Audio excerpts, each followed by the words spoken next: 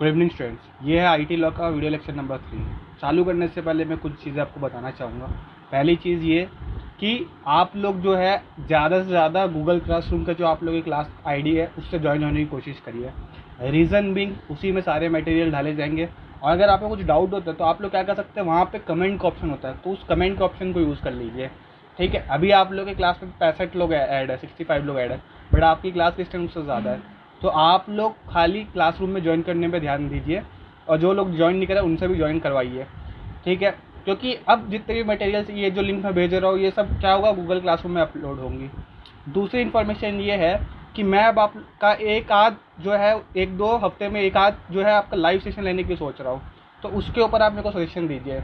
2 app है, पहला YouTube live जहाँ पे मैं बोलूँ और आप लोग अगर मान लीजिए कोई डाउट होता है तो आप लोग टाइप कर, जैसे क्वेश्चन लाइव में होता है, आप लोग क्वेश्चन लिख के, मतलब कि कुछ भी डाउट है वो आप लोग पूछ के मैं तुरंत ही उस डाउट को आप क्लियर कर लूँ। या फिर दूसरा मीट, गूगल का एक ऐप है मीट, जो अब फ्री कर दिया गया है लॉकडाउन में। जूम ऐप सेफ नहीं होता और थोड़ा ज़्यादा टेक्निकल है, बट मीट ऐप टेक्निकल नहीं है इतना।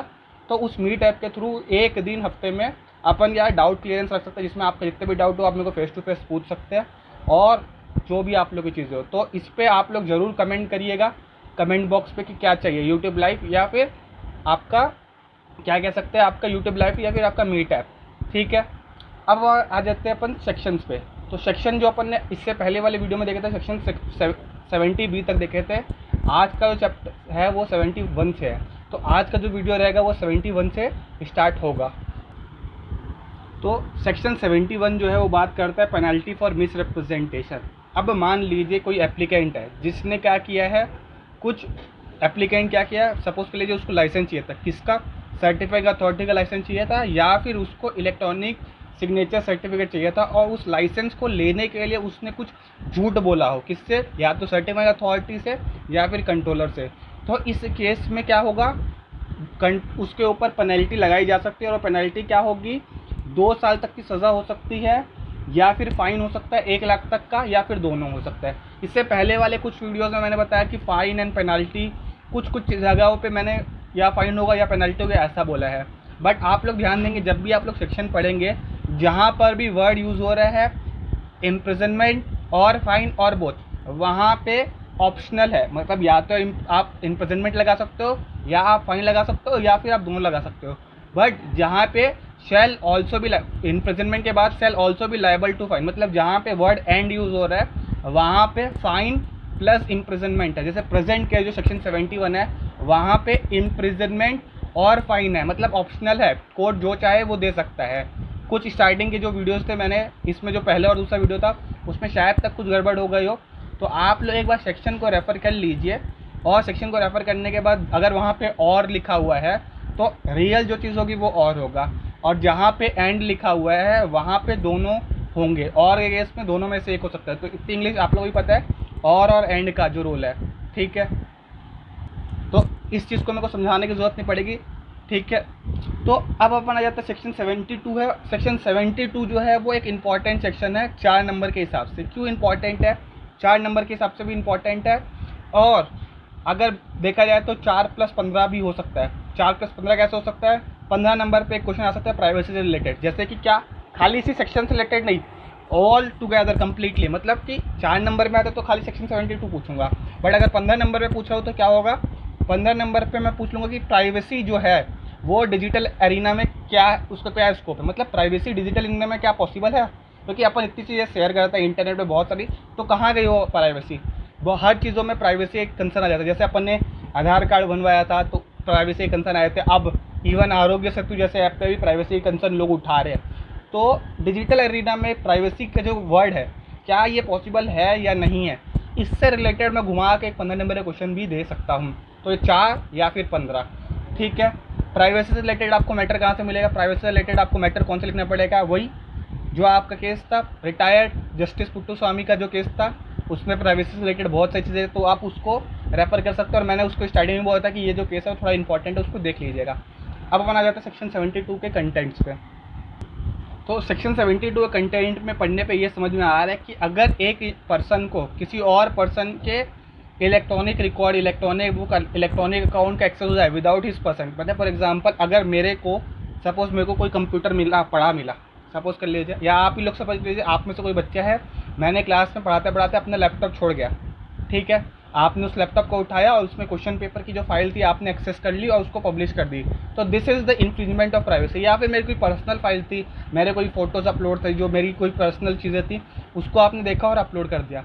तो इस सेक्शन के रिक्वायरमेंट के लिए 2-3 चीज़ें रिक्वायर्ड है। पहले, without the consent of that person, मतलब जिस भी पर्सन की आप पब्लिक प्राइवेट चीज़ यूज़ एक्सेस कर रहे हो उसकी कंसेंट नहीं होनी चाहिए। दूसरी चीज़, वो चीज़ आप एक्सेस कर रहे हो, और तीसरी चीज़ उस चीज़ को आप पब्लिश कर रहे हो, तो मतलब कंसेंट नहीं होनी चाहिए। सेकेंडली, वो इलेक्ट्रॉनिक फॉर्म में होनी चाहिए, और थर्डली आप उसको वापस पब्लिश कर रहे हो, ठीक है। तो दिस इज़ क्या कॉल्ड इन्फ्रिंजमेंट ऑफ प्राइवेसी। इसकी सज़ा क्या हो सकती है इस केस में? तो इस केस में इसकी सज़ा क्या होगी? 2 साल तक की सज़ा आपको हो सकती है, या फिर 1 लाख रुपये तक का फाइन हो सकता है, या फिर दोनों हो सकता है, ठीक है। अब अपन आ जाते हैं अगले सेक्शन में, जो बात करता है सेक्शन 72A। तो सेक्शन 72 जो ए है वो बात करता है punishment for disclosure of information in breach of lawful contract. 2 लोगों के बीच में एक लॉफुल कॉन्ट्रैक्ट हुआ, जैसे कि आप होता है, आप लोग कभी भी आप कहीं साइन करते हो, जैसे कि आप कोई ऐप में साइन करो, तो उसमें जब भी आप एक टिक मारते हो, by agreeing this we are agreeing to the term and condition, उसमें रहता है कि आपकी जो डाटा रहेगा वो प्राइवेट रहेगा। मतलब जो भी आप डाटा शेयर करो, जैसे मान लीजिए पेटीएम को आपने अपने नंबर दिया, तो ये जो डाटा है ये वो पेटीएम किसी और से शेयर नहीं कर सकता, क्योंकि ये प्राइवेट डाटा है। तो इसके लिए एक लॉफुल एग्रीमेंट है जिसमें आप और पेटीएम एक दूसरे से बाइंडेड हो। तो अगर मान लीजिए इसमें पेटीएम मतलब कोई पर्सन या इवन इंटरमीडियरी पर्सन, एंटिटी या इंटरमीडियरी कोई भी अगर इस लॉफुल कॉन्ट्रैक्ट के अगेंस्ट जाके, कॉन्ट्ररी में जाके, या तो इस इंफॉर्मेशन को पब्लिश कर देता है या फिर वो किसी थर्ड पर्सन को भेज देता है, तो इस केस में उसके ऊपर फाइन हो सकता है या सज़ा हो सकती है। फाइन कितने रुपए तक का हो सकता है? फाइन 5 लाख रुपए तक का हो सकता है, सज़ा 3 साल तक की हो सकती है, या फिर दोनों, मतलब 3 साल तक का जेल, आपका 5 लाख रुपए तक का फाइन, और लास्टली दोनों भी हो सकता है। अब आ जाता है सेक्शन 73 में। तो अब जो सेक्शन 73 है वो बात करता है penalty for publishing electronic signature certificate falls in certain particulars, ठीक है। तो मतलब अगर कोई electronic signature certificate without the consent of जो उसके जो मालिक है, मतलब जो उसका सब्सक्राइबर है, उसके कंसेंट के बिना अगर यूज़ किया जाए तो उसकी क्या क्या पेनल्टी हो सकती है। यहाँ पे 3 केसेस मेंशन किया गया है।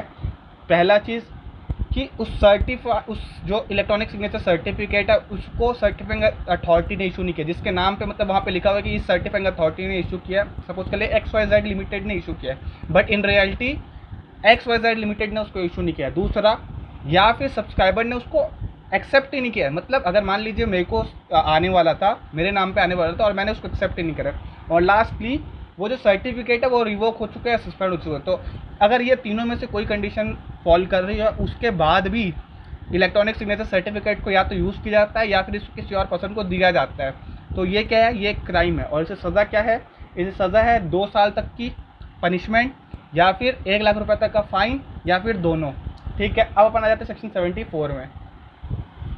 तो सेक्शन 74 है जो बात करते हैं पब्लिकेशन फॉर फ्रॉडलेंट पर्पस। अगर मान लीजिए कोई पर्सन है वो क्रिएट करता है, पब्लिश करता है, या किसी को अवेलेबल करवाता है एक ऐसा इलेक्ट्रॉनिक सिग्नेचर सर्टिफिकेट जो पता है कि किसी फ्रॉड पर्पस के लिए या फिर अनलॉफुल पर्पस के लिए अगर यूज़ हो रहा है, तो उस केस में भी पेनल्टी सेम है, 2 साल तक की फाइन, 2 साल तक की जेल हो सकती है, या 1 लाख रुपए तक का फाइन हो सकता है, या फिर दोनों ही हो सकता है, ठीक है। अब हम देखते हैं सेक्शन 75। अब जो सेक्शन 75 है वो 2 मार्क्स के लिए इंपॉर्टेंट, जो बात करता है कि अगर मान लीजिए ऑफेंस इंडिया के बाहर होता है, सिमिलर पोजीशन आपको मिलता है सेक्शन 4 ऑफ IPC में। सेक्शन 4 ऑफ IPC भी सेम चीज़ कहता है, अगर मान लीजिए कोई डिवाइस इंडिया में सिचुएट करता है, कोई भी इलेक्ट्रॉनिक डिवाइस जो इंडिया में सिचुएट करता है, और उसको किसी बाहर के देश से इस एक्ट के अंदर कोई भी जो क्राइम मेंशन्ड अगर वो हो रहा है उस कंप्यूटर डिवाइस पे, तो उस चीज़ का भी जुरिडिक्शन कहाँ पे आ जाएगा?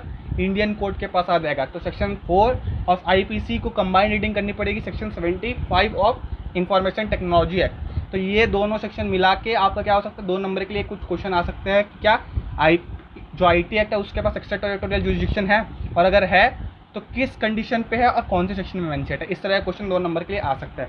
अगला जो सेक्शन है वो कॉन्फिकेशन की बात करता है। कॉन्फिकेशन मतलब आप जैसे प्रॉपर्टी को तो आप जब्त करके ले गए थे, तो कॉन्फिकेशन जो है उस केस में क्या होता है? बेसिकली आप जो कंप्यूटर डिवाइस है उसको लेके आ जाए तो अपने पास चेक करने के लिए for the purpose of evidence, मतलब क्योंकि आपको पता है कि अगर क्राइम हुआ है तो कंप्यूटर से हुआ है, तो सबूत जो है वो कंप्यूटर से मिलेंगे। तो अगर मान लीजिए इस एक्ट के अंदर कोई भी कॉन्ट्रावेंशन होता है किसी भी इलेक्ट्रॉनिक डिवाइस, इस इलेक्ट्रॉनिक डिवाइस की लिस्ट में फ्लॉपीज, सीडी, टेप ड्राइवर से कुछ भी, मतलब इलेक्ट्रॉनिक डिवाइस तो है ही है, मतलब कंप्यूटर तो है ही है, बट कंप्यूटर के अलावा जितने भी इलेक्ट्रॉनिक डिवाइस है जिसमें आप क्या कर सकते हो, मेमोरी स्टोर कर सकते हो, उनको भी आप कॉन्फिगरेट कर सकते हो। ठीक है। और अगर मान लीजिए कॉन्फिस्केट करने के बाद अगर कोई जो एविडेंस है, जो भी सपोज कर लीजिए कोई डिराइव है, जो भी है, वो लगता है कि नहीं इसके अंदर तो कुछ भी गड़बड़ नहीं है, तो अपन क्या करेंगे, अपन इस चीज़ को वापस रिटर्न कर देंगे। तो अगर अपने को सबूत मिल जाता तो ठीक है, अगर अपने को सबूत नहीं मिलता तो अपन जो भी कॉन्फिगरेट जो चीज़ करे है उसको अपन रिटर्न कर देंगे। ठीक है। ये था सेक्शन 76। अब अपन देखते हैं सेक्शन 77। तो सेक्शन जो 77 है वो बेसिकली ये बता रहा है कि अगर मान लीजिए इस एक्ट के अंदर कुछ भी हुआ है, जैसे कि आपके ऊपर कंपनसेशन लगाया गया हो, आपके ऊपर पेनल्टी इम्पोज करी गई हो, या आपके कोई चीज़ें को कॉन्फिगरेट कर दिया गया है, तो ये जो तीनों चीज़ें अगर हो रही है इस एक्ट के अंदर, मतलब इस एक्ट के अंदर अगर आपको कोई पेनल्टी मिल रहा है तो इसका ये मतलब नहीं है कि आप दूसरे एक्ट में बच जाओगे। तो जिस भी एक्ट, मतलब इस एक्ट में तो आप फंस ही रहे हो, और अगर सिमिलर प्रोविज़न, तो इसका ये मतलब नहीं आप दूसरे एक्ट में सिमिलर चीज़ों में बच जाओगे, वहाँ पे भी आप को लाइबल होना ही पड़ेगा। बट कौन सा प्रिंसिपल को अपने को फॉलो करना पड़ेगा, डबल जियोबार्डी के प्रिंसिपल को अपने को फॉलो करना पड़ेगा। ठीक है। जो कॉन्स्टिट्यूशन में मेंशन्ड है, जो सारे पिनल प्रोविजंस पे अप्लाई करती है। तो अगर आप यहाँ पे फंसे तो इसका मतलब नहीं है कि आपको ब्लैंकेट छूट मिल गया कि आप बाहर किसी भी दूसरे एक्ट में आपको रेमेडी मिल जाएगा, बट डबल जियोबार्डी का प्रिंसिपल अपने को फॉलो करना पड़ेगा। और दोनों ही जगह अगर अलग अलग चीज़ें होती है तो आपको अलग, जैसे कि मान लीजिए मैंने किसी अपने कॉलेज की कंप्यूटर से कोई चीज़ हैक करी, तो इसके लिए मेरे को आईटी एक्ट में सज़ा मिलेगी क्या, मैं अनऑथराइज वे में गया। बट अगर मान लीजिए आईपीसी के अंदर मेरे को थेफ्ट की पनिशमेंट मिलती है तो वो भी सही है। मैं ये नहीं बोल सकता कि मेरे को यहाँ सज़ा मिली तो मेरे को वहाँ नहीं मिल सकती, या मेरे को कॉलेज से निकाल दिया जाता तो मैं ये नहीं बोल सकता कि मेरे को इस चीज़ की सज़ा मिल चुकी है। दोनों ही चीज़ के लिए मैं लायबल रहूँगा। अब आ जाते हैं अपन सेक्शन 77A, जो बात करते हैं कंपाउंडिंग ऑफेंस। कंपाउंडिंग का मतलब जब एक आदमी एक से ज़्यादा ऑफेंस करता है एक ही सीरीज़ में, मतलब जब वो एक सीरीज़ ऑफ एक्टिविटी कर रहा है तो वो एक से ज़्यादा ऑफेंस करता है, तो अपन क्या कर सकते हैं, सेम ट्रायल में वो सारे के सारे ऑफेंस को कंपाउंड कर सकते हैं। इससे होगा क्या, इससे होगा ये कि जो ट्रायल होंगे वो अलग अलग केस के नहीं होंगे, ज़्यादा केस नहीं होंगे, खाली एक ही केस होगा। मतलब एक आदमी ने एक सीरीज़ ऑफ एक एक्ट की जो ट्रांजेक्शन है उससे 3-4 ऑफेंस कर दिया, तो सबको अपन एक ही जगह कंपाउंड कर सकते हैं। उसी को अपन क्या क्या कंपाउंडिंग ऑफ ऑफेंसेस। अब देख लेते हैं सेक्शन 77A कहता क्या है।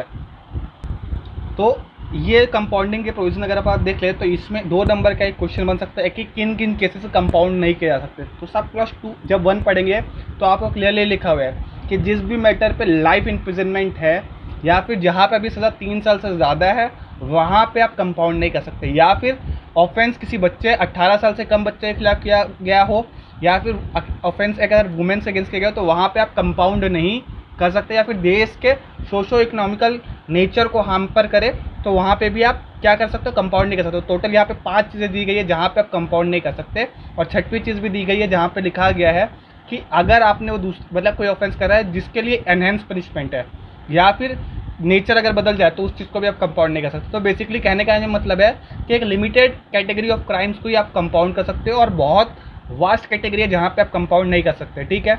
तो ये सेक्शन 2 नंबर के लिए इंपॉर्टेंट हो जाता है। और अगर आपको किसी पर्टिकुलर पर्सन को कंपाउंडिंग, सब प्लस 2 ये बताता है कि किसी भी पर्सन को अप्लाई करने की मेरे सारे जितने भी मेरे खिलाफ केस चल रहे हैं वो कंपाउंड हो जाए, तो वो कहाँ पे एप्लीकेशन डालेगा, वो section 265B and 265C 265B and 265C के अंदर डालेगा एप्लीकेशन। ठीक है। अब बनाया जाता है सेक्शन 77B में बात करते हैं कि offences with 3 years imprisonment to be bailable. ठीक है। अब अपन ये देख लेते हैं ये कहना क्या चाह रहा है। तो सेक्शन 77B जो बात करता है वो ये बात करता है कुछ ऑफेंस को ये जो है वो बेलेबल और कॉग्निजेबल बना रहा है। बेलेबल मतलब जहाँ पे बेल एज अ राइट मिल जाती है, और कॉग्निजेबल जहाँ पे पुलिस विदाउट वारंट अरेस्ट कर सकती है। तो कहने का यह मतलब जिन भी केसेस की जो इम्प्रिजनमेंट है वो 3 साल से ज़्यादा है या 3 साल है, वो सारे के सारे मैटर क्या बन जाएंगे, ऑटोमेटिकली कॉग्निजेबल एंड बेलेबल। ठीक है। 2 अलग अलग वर्ड यूज़ किए गए हैं, मतलब कि जहाँ पे कॉग्निजेबल यूज़ किया गया वहाँ पे 3 years एंड अबव लिखा गया है, वेयर एज जहाँ पे बेलेबल लिखा गया वहाँ पे खाली 3 years लिखा गया है। तो इस चीज़ को ध्यान रखेंगे। ये भी 2 नंबर के लिए पूछा जाता है कि कौन से सेक्शंस को आईटी एक्ट बेलेबल मानता है या किसको कॉग्निजेबल मानता है। ठीक है। ये भी 2 नंबर पे आ सकता है। अब अपन बात करते हैं लास्ट सेक्शन की जो है सेक्शन 78, और ये बात करता है कि कोड ऑफ क्रिमिनल प्रोसीजर में जो भी सेक्शन दिए गए, जो भी इन्वेस्टिगेशन होगी किन्हीं भी ऑफेंसेस की, उस इन्वेस्टिगेशन को कौन कर सकता है? Police officer not below the rank of inspector. तो ये भी 2 नंबर का क्वेश्चन आ सकता है कि कौन आईटेक के अंदर इन्वेस्टिगेशन कर सकता है। तो police officer not below the rank of inspector, मतलब एटलीस्ट इंस्पेक्टर को इन्वेस्टिगेट करना पड़ेगा। आज का वीडियो लेक्चर यहीं पे ख़त्म होता है। एक और चीज़, तृप्ति ने यह सवाल पूछा था कि क्या सेक्शन 165 ऑफ CGLRC में कोई सीलिंग लिमिट प्रिस्क्राइब्ड है? तो सेक्शन 165 ऑफ CGLRC में कोई सीलिंग लिमिट प्रिस्क्राइब्ड नहीं है।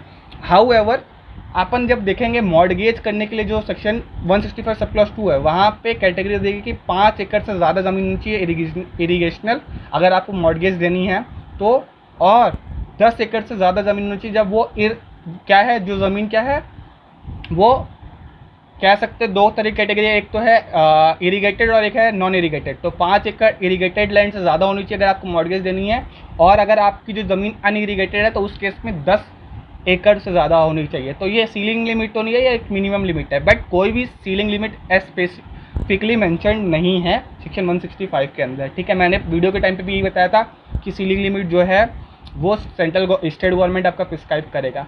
ठीक है, अब कोई भी डाउट हो वीडियो में तो आप कमेंट कर सकते हैं, टेक्स्ट कर सकते हैं। ठीक है, थैंक यू।